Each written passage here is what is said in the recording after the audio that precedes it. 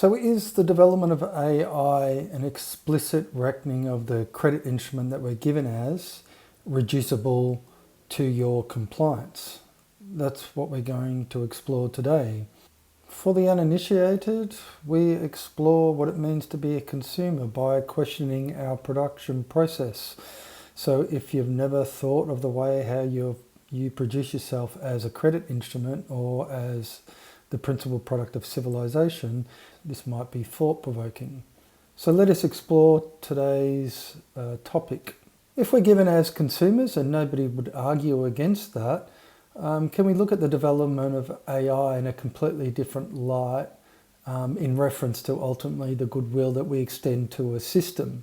So if we don't question the way how we produce ourselves as credit instruments, we won't understand what's at play with its development and how ultimately the question of our compliance is contingent upon the goodwill.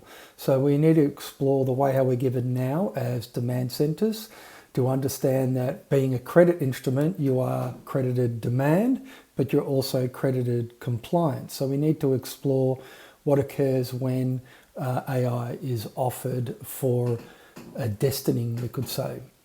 So if being a consumer, we legitimise the use of a credit we are not the originators of, then ultimately we have been conditioned to not question the nature of the credit we use. So through a production process that majority of people remain oblivious to, we are credited demand.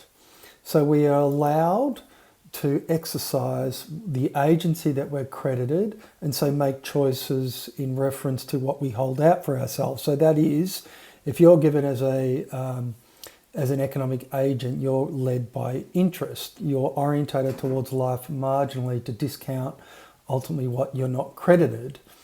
And so that's the domain. So everybody knows that we're given as demand centres. But what happens when the development of AI comes along?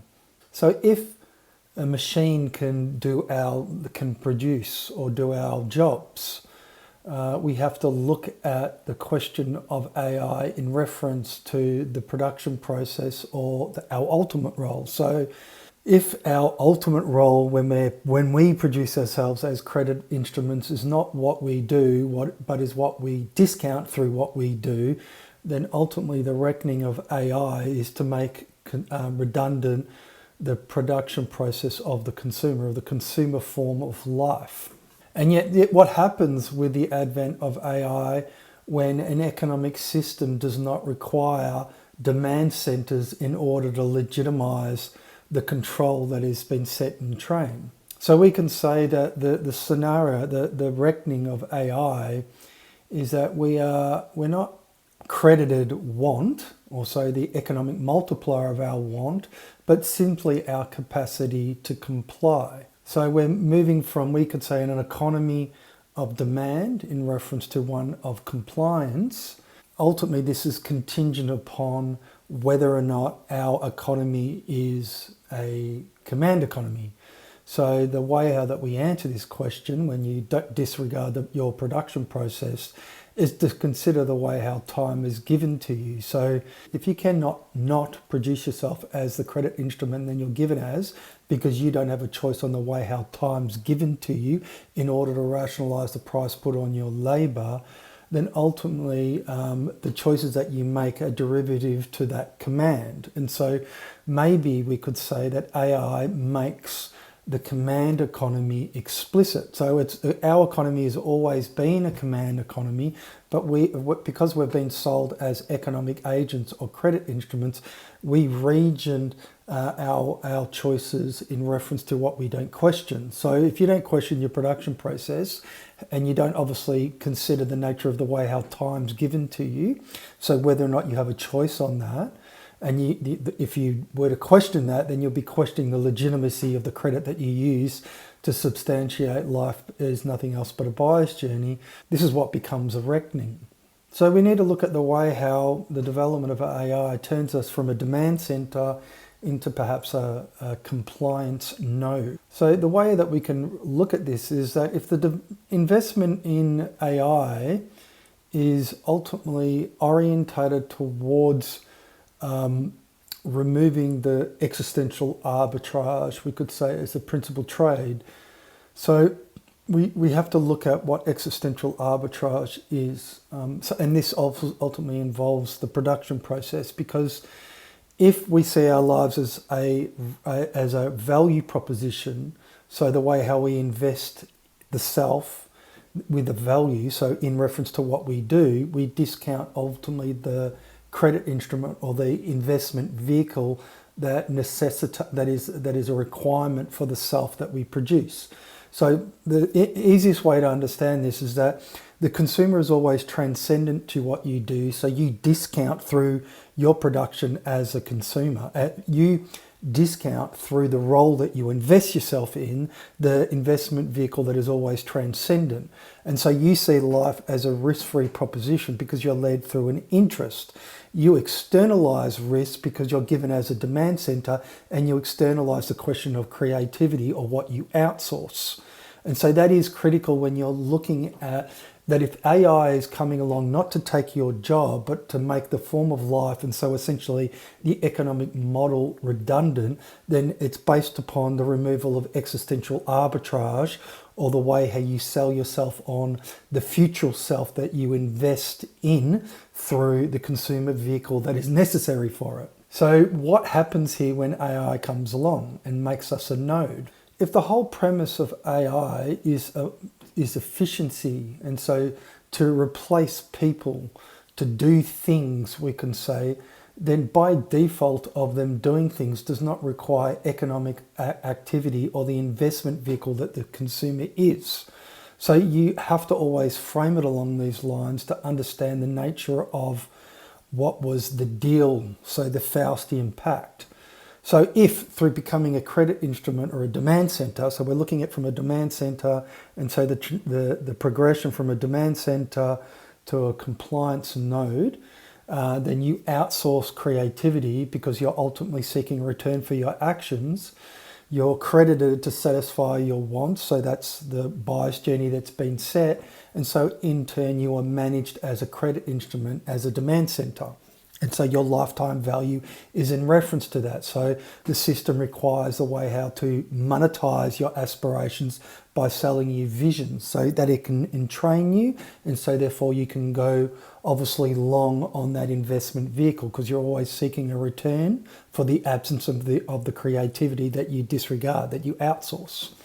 So, but what's the new deal when AI comes along to make the system explicit that it is a command economy, or that whole paradigm, and we could say not Faustian pact. This is a much more intractable pact. So if you're no longer needed to legitimize economic activity through your consumption, then it's in reference to obviously the agency that you're credited. So you're credited demand, all right. But so in the case of the transitioning from this system to what would replace it, you are required not to change, okay? So it requires the stability for you to remain in a for you to remain in a state of ignorance. And the ignorance is based upon the way you produce yourself as a credit instrument, demand center, and say potentially compliance node, okay? But so in order to make that transition, well, it requires stability. It requires you being in a state of redundancy, not realizing that. Okay, so therefore the credit that's extended to you in this transition is subsistence. So that's universal basic income and through programmable money. And so that's the maintenance level, which I've talked about prior, because once again, the AI does not come and take your jobs. It's literally making explicit the command economy, or ultimately the fact that you don't have a choice on the way our time's given to you, or you've essentially just outsourced the responsibility or that questioning of the credit that you need to understand the way how you produce yourself as a credit instrument, demand center, now compliance node. So this is why compliance becomes a currency. We could say, if we look at COVID as a classic test run of compliance. So if, say, the old system, your value was your lifetime value of your aspirations, and the way how that can be monetized through AI, making redundant, ultimately, an economic system, your predictability is important. So it's obviously you adhering to edicts. And so the form of life of the consumer has to be maintained in order to make the transition to what would be post, obviously, the consumer paradigm. And so ensuring that the status quo is remains the same is really, really important. And that's the reason why selling freedom as financial or selling freedom as a niche is necessary.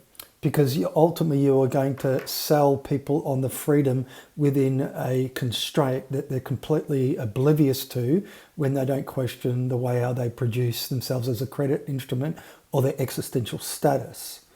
And so the question here is foundational when you're looking at the whole system is based upon the goodwill that you extend. I always talk about this, that because goodwill is primary, you extend goodwill to a system that ultimately will market back to you to the credit that you use in order to invest in the consumer vehicle, so the vehicle for your life, so through what you do to discount that production process, so you can remain in suspended animation or a form of obliviousness, which obviously maintains you as a site of expiation.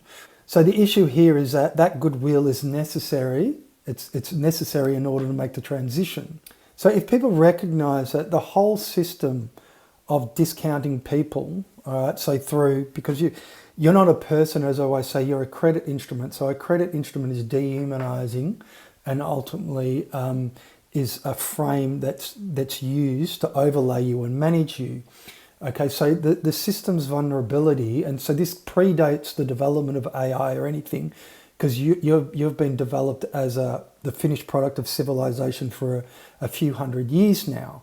So the development of AI is ultimately going to make explicit the nature of the goodwill that you extend, and whether or not you're going to allow, or obviously the nature of the credit as demand center to compliance to make the jump or make the break, that transition in order to ensure your continued diminution. Because in that paradigm, well, ultimately you won't be a consumer, you'll be dehumanized even more than what you are now, because you are in the current paradigm, you're dehumanized. And so what do you think is going to be held out for you if you're going from a demand center that can aspire for life, but life the way how it's been sold to you, to one to being a node of compliance? So we can look at the question of goodwill. So if you don't think that, the use of money conceals goodwill, well, we can look at the goodwill that we extend to our institutions to realize that our whole entire paradigm is based upon the goodwill that we really don't recognize the power that is latent within it.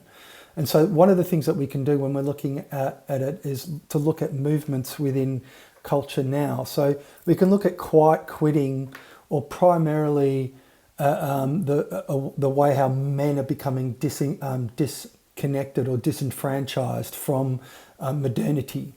All right, so because if they're not extending goodwill to the system, that gives you a nature that there is a latent potential that is forming, that is yet to express itself. But if people are losing faith in, and it's very easy to lose faith in our institutions because they're run by warmongering fucks and spiritual fucking whores. If you take that consideration, it's very easy to understand that people lose faith in the media. It's just propagandizing you. People lose faith in institutions when ultimately, if they're not democratic, so if you're looking at the way how, especially in Western Europe or Western countries, that the native population is being discounted through, say, the importation of other credit instruments, what would be a new and improved, say, version, new collateral in reference to a voter base, that obviously that these people have the aspirations for a buyer's journey compared to other, say, native populations which understand that there is an issue with our way of life or modernity, in principle, a spiritual issue. We can look also at MAGA as a classic example, because if you look at popularism, and so if people invested in Trump in reference to actualizing what he stood for, and now he's obviously expressing the warmongering, obviously, of America, well, then ultimately people are going to lose faith in the political machine, and so therefore that is a question of goodwill. So people invested in Trump, extended goodwill to him that he would abide by, making America great again, putting America first, and obviously removing all the warmongering that America has been known for decades. And yet ultimately he's done nothing but discontinue what America has always done. And yet if people still invest in Trump, well, that's probably because there's some quasi kind of religiosity that underwrites the demagogue, as it were. But we know that that the more this becomes apparent that he obviously is just a true salesman, then you can see that ultimately people lose faith in the political process in order to achieve some kind of change in people's status. Okay. But we can read it we can read that development as examples of the goodwill that is extended to a system is now being withdrawn, and so it has a potential of change, or it's got this potential that can be expressed in a way that's yet to be demonstrated. And so this is coming to a reckoning, we could say, because if the question of goodwill is a spiritual issue, which ultimately it is, then people, through investing in political process, will come to realize that the political process discounts the spiritual question. All right, and so you can look at, and the easy ways you can look at that is that when a goodwill is extended, it gets capitalized in movements, but it gets capitalized on balance sheets. All right, and that's the thing so if you don't recognize that goodwill being an intangible, so literally you can't touch it, but you extend it, but then it becomes monetized and it becomes an asset to deploy to generate a return above a market rate of return, well, you have to look at these things financial, because the redemption has been financialized when you use a credit you are not the originator of. What happens is that you get beholden to the spirituality that drives your actions, which is obviously to seek a return. So the reaping and sowing is in reference to what you don't question, ultimately, because to be orientated towards a return is to seek your redemption. So literally an annuity as financial, and redemption not as spiritual. So if you don't connect redemption in reference to the question of the goodwill that you extend to a demagogue or a religious figure, or literally religion per se in general, then you won't connect it to what drives your actions. So if what drives your actions is money making, well, can you present a spirit without origination if you see life as a compensatory exercise? So you are orientated towards a return through discounting the presence of a spirit that would be without origination, or God, we can say. So any populist movement that obviously that capitalizes on goodwill that people extend to it, ultimately it's going to bring up this question of goodwill being a spiritual issue, and our whole entire paradigms, because if it's political economy is in reference to the credit instrument that you're given as. So the economy does not produce goods and services. It produces you as a credit instrument, demand center, potential node of compliance. That's the way you read it. So the stake becomes your goodwill. So the system has been developed over countless, say, centuries, we could say. It's coming to the threshold of a moment where you either you're given as a credit instrument, you're credited demand, but now you're going to be credited a node of compliance. It's based upon goodwill. Now, if you recognize that the question of goodwill is primary, we're talking about the way how goodwill becomes a reservoir of potential. Now, it can be orientated towards the continuation of a disincarnating creed, which is ultimately the AI God, we could say. It's just the continuation of our unavowed religiosity, or our unavowed utopianism when you spiritualize time, because you cannot be spatially orientated towards the market for your time. That's always primary. Or you can be orientated as a divergence when you and orientated towards a step towards your embodiment. So that would be an initiation. So one, you'll extend goodwill to a system that constantly discounts you, or you'll extend goodwill to one where obviously it ennobles you. That's your choice. But what AI is going to do, the development of AI is going to make that choice explicit in ways where you've got nowhere to hide. Because if you don't realize that prior to the internet or prior to AI, you're already beholden to a no place because you cannot be spatially orientated towards the market for your time. You are creating the very grounds for the dystopian future that would come, that would be actualized through AI. But if you don't realize that it's contingent upon the goodwill that you extend to that system, then you won't realize the potential of your actions. And that's what we're exploring when we're talking about all this shit.